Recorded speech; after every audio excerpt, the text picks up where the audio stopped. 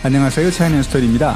지난 영상에서는 K방산의 성공을 보는 중국의 관점을 소개했는데요. 오늘은 세계 국방비 지출 2위, 무기 수출 4위의 중국 방위산업을 다뤄봅니다. 중국은 항공모함, 핵잠수함, 이지지함, 스텔스 전투기, 폭격기, 여기에 군용, 항법 위성 시스템까지 전방위적인 군사력 증강에 힘을 쓰고 있는 반면 우리와 경쟁하고 있는 이 무기 수출 분야에서는 지난 몇 년간 수출이 급격히 줄어드는 추세를 보이고 있습니다.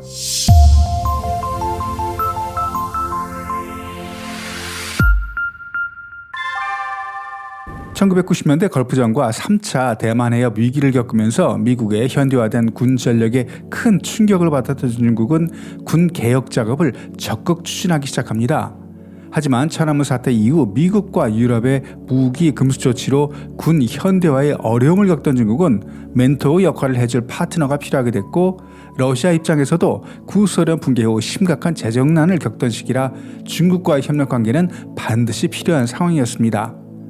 중국은 92년부터 러시아로부터 수호이 27 전투기 등 첨단 무기를 수입하기 시작하면서 본격적으로 방위산업 발전에 힘을 쓰게 되는데요.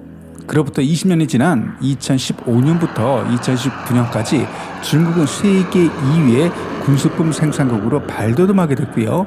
그간 러시아 무기에 크게 의존했던 중국은 일부 분야에서는 러시아와 동등한 수준 혹은 그 이상의 재래식 전력을 구축한 나라가 됐습니다. 이런 결과가 가능하게 된 이유는 중국과 러시아의 국방 예산 때문인데요.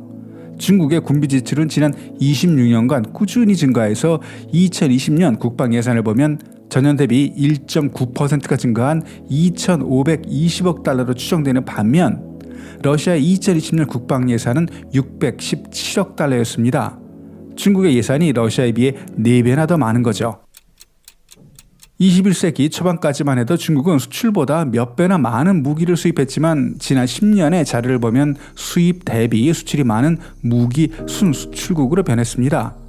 표를 보면 2017년부터 2021년까지 미국, 러시아, 프랑스에 이어 세계 4위의 무기 수출국이었고, 주요 수출국가로는 수출의 38%를 차지하는 파키스탄, 17%의 방글라데시, 8.2%의 알제리 순이었습니다.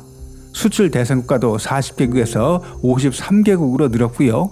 반면 중국에 군수품을 공급한 국가들을 보면 러시아가 81%, 프랑스, 우크라이나 순으로 러시아가 절대적인 비중을 차지하는 것으로 나오는데요.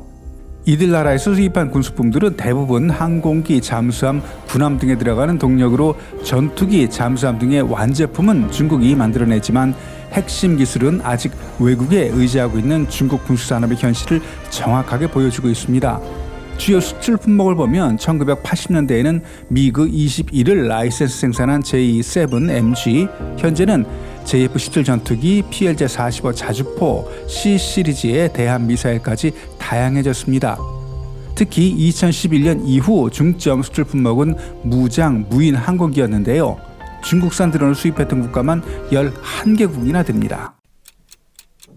수출 지역을 보면 77.3%는 아시아, 19.1%는 아프리카, 나머지 3.6%는 기타 지역으로 나오는데요. 특히 그중 정치적, 군사적으로 긴밀한 유대관계를 가진 파키스탄에 가장 많은 양의 무기를 공급하고 있습니다. 뿐만 아니라 다탄두 핵미사일에 사용할 수 있는 정교한 광학 추적 시스템도 파키스탄에 판매한다고 했었는데요. 이건 인도가 아그니 장거리 탄도미사일 시험에 성공하자 바로 나온 조치로 중국이 이 군수품 수출을 통해 인도를 견제하는 무기 수출을 외교도구로 사용하는 모습으로도 볼 수 있었습니다. 방글라데시도 주요 고객입니다. 대표적인 게 035 민급 잠수함 2척을 판매했고요. 지난 10년간 방글라데시 수입 무기의 73.6%는 중국산이었습니다.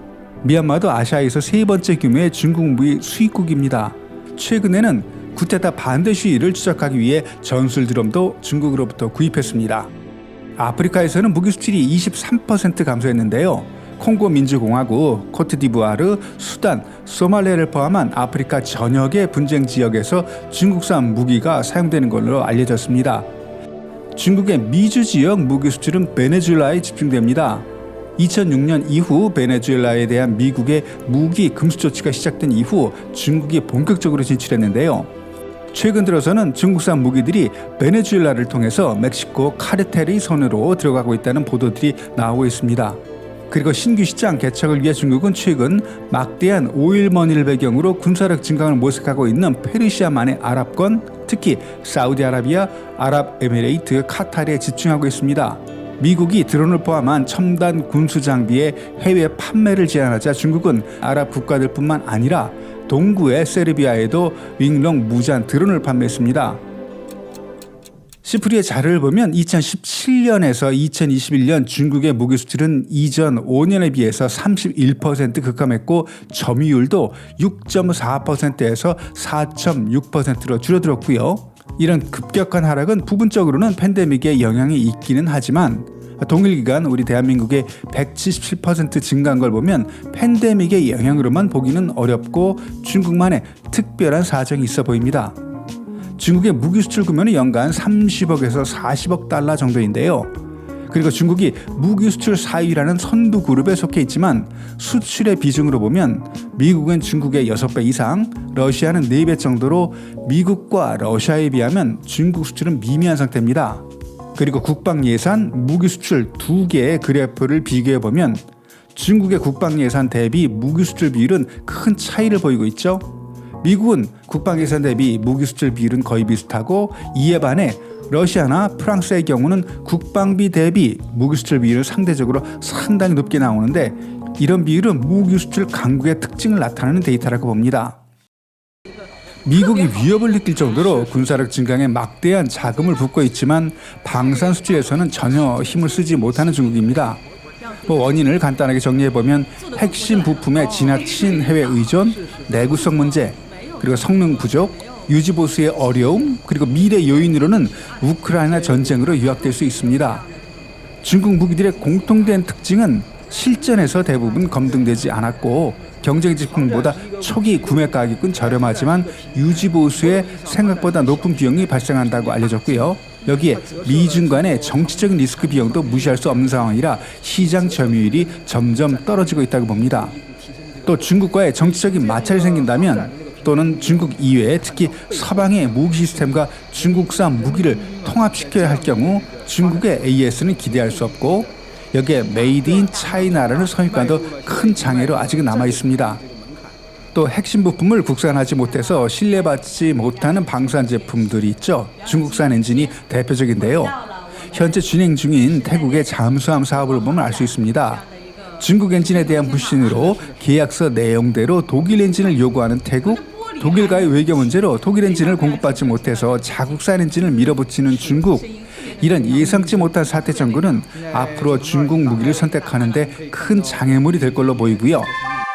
마지막으로 우크라이나 전쟁으로 러시아산 무기에 대한 부정적인 인식이 생겼고 국제 질서가 미국과 서방 대 중국과 러시아로 나누면서 대부분의 국가들이 아무래도 미국의 눈치를 볼 수밖에 없는 상황이라 점점 중국산 무기를 선택하는 게 어려워질 것으로 보입니다. 이건 한편 우리에게는 반대로 기회가 될 수도 있겠죠? 오늘 영상은 여기까지. 영상이 유익했다면 좋아요, 구독 부탁드립니다. 댓글은 영상을 만드는 데 큰 도움이 됩니다. 감사합니다.